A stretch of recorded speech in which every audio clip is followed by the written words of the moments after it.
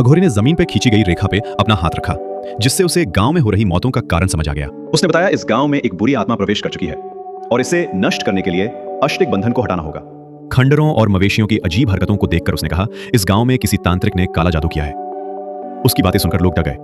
अघोरी ने सभी को चेतावनी दी, अगर जल्दी इस समस्या का समाधान नहीं किया गया तो गांव के लोग एक एक करके मारे जाएंगे। उसने गांव वालों से कहा, अगर वे उसका साथ दे तो इस समस्या को हमेशा के लिए खत्म किया जा सकता है। जैसे ही अघोरी ने गांव में प्रवेश करने की कोशिश की, पुजारी ने उसे रोक लिया। अघोरी ने पूछा, यह बंधन क्यों लगाया गया है? तब सरपंच ने जवाब दिया, गांव में 4 मौत हो चुकी है, लेकिन यहाँ के लोग मानते हैं कि सिर्फ 2 मौतें हुई। अघोरी ने कहा, यह तुम्हारा भ्रम है, जब लाशें मिलेंगी तब सच्चाई सामने आ जाएगी।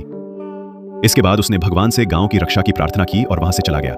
बाकी लोग भी अपने अपने घर लौट गए। उधर पड़ोसी गांव के लोग ये समझ चुके थे कि इस गांव से दूरी बनाए रखने में ही उनकी भलाई है, लेकिन सूर्या अभी भी वहीं खड़ा था। उसने डॉक्टर से कहा, मेरी बहन ने आत्महत्या नहीं की, उसके शरीर पे जो छूनों के निशान हैं वे कुछ और ही बयां कर रहे हैं। उसे शक था कि अघोरी जो कह रहा था वो सच था। अब सूर्या ने ठान लिया कि वो किसी भी कीमत पर सच्चाई का पता लगाएगा। सूर्या डॉक्टर के साथ मृतक के घर पहुंचा और मृतक की पत्नी से घटना की जानकारी ली। पत्नी ने बताया कि सूर्य की आत्महत्या करने का कोई कारण नहीं था, जिसके बाद उन्होंने गांव के और भी लोगों से इस घटना के बारे में जानकारी इकट्ठा की।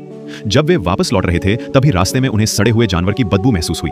दोनों ने नीचे उतरकर देखा तो वहां सुधा की लाश पड़ी थी, जो अब बुरी तरह से सड़ चुकी थी।